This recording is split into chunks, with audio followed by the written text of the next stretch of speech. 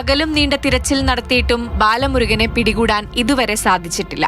തിങ്കളാഴ്ച വൈകിട്ട് 9:45 രക്ഷപ്പെട്ട പ്രതി തമിഴ്നാട്ടിലേക്ക് കടന്നിരിക്കാമെന്നാണ് സംശയിക്കുന്നത്. ഇത് മുന്നിൽ കണ്ട് തമിഴ്നാട്ടിൽ തെങ്കാശി, പൊള്ളാച്ചി ജില്ലകൾ കേന്ദ്രീകരിച്ചും പോലീസ് അന്വേഷണം ഊർജിതമാക്കിയിരിക്കുകയാണ്. കേരള, തമിഴ്നാട് പോലീസ് സംഘങ്ങളെ ഉൾപ്പെടുത്തി വിവിധ സ്ക്വാഡുകളായി തിരിഞ്ഞുകൊണ്ടാണ് പരിശോധന.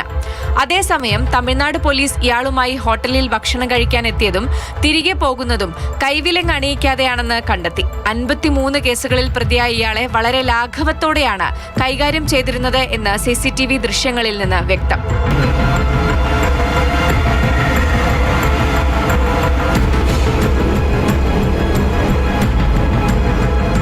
അതിനിടെയാണ് ഇന്നലെ രാത്രി വിയൂർ മണലാർക്കാവ് ക്ഷേത്രത്തിനടുത്ത് സമാജം റോഡിലെ താമസക്കാരനായ TK സുരേന്ദ്രന്റെ വീട്ടിൽ നിന്നും സ്കൂട്ടർ മോഷണം പോകുന്നത്.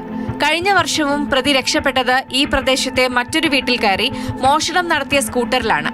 അതുകൊണ്ട് തന്നെ മോഷണം പോയ സ്കൂട്ടറിനെ കേന്ദ്രീകരിച്ചുകൊണ്ടും CCTV ദൃശ്യങ്ങൾ അടിസ്ഥാനമാക്കിയും വിയൂർ പോലീസ് അന്വേഷണം നടത്തുന്നുണ്ട്. 11 മണിക്ക് ശേഷമായിരിക്കാം ഇത് പോയിണ്ടാവാൻ സാധ്യതയുള്ളത്. ഗേറ്റ് ഇന്നലെ അവിചാരിതമായിട്ട് ഒരു പാളി മാത്രം ലോക്ക് ചെയ്യാൻ പറ്റുള്ളൂ. പിന്നെ താക്കോല് അതും ഉണ്ടായിരുന്നു, ഹെൽമെറ്റും അവിടെ അടുത്തുണ്ടായിരുന്നു. ഹെൽമെറ്റ് അടക്കാണ് പോയിട്ടുള്ളത്. ഇതിപ്പോൾ ഈ ബാലമുരുകന്റെ ഈ ചാടലായിട്ട് കണക്ട് ചെയ്തുകൊണ്ട് ആണ് അന്വേഷണം പുരോഗമിച്ചുകൊണ്ടിരിക്കുന്നത്. കഴിഞ്ഞ വർഷം പോലീസ് കസ്റ്റഡിയിൽ നിന്നും രക്ഷപ്പെട്ട പ്രതി സ്കൂട്ടർ മോഷ്ടിച്ച് കോയമ്പത്തൂരിലെത്തുകയും അവിടെ നിന്ന് സ്വന്തം നാട്ടിലേക്ക് കടക്കുകയുമായിരുന്നു. ഇതിന് സമാനമായ നീക്കം ഇത്തവണയും പ്രതി ആവർത്തിക്കാൻ ഇടയുണ്ടെന്നാണ് പോലീസ് കണക്കുകൂട്ടൽ. 6 വർഷത്തോളം വിയൂർ സെൻട്രൽ ജയിലിൽ തടവിൽ കഴിഞ്ഞിരുന്ന ബാലമുരുകനെ മറ്റൊരു കേസ് അന്വേഷണത്തിനായി കഴിഞ്ഞ മാസം 26-നാണ് തമിഴ്നാട് പോലീസ് കസ്റ്റഡിയിൽ വാങ്ങിയത്.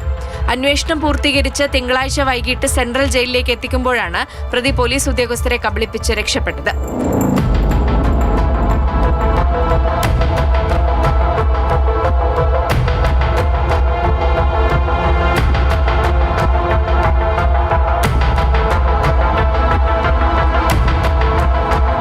മാതൃഭൂമി ന്യൂസ്, തൃശൂർ.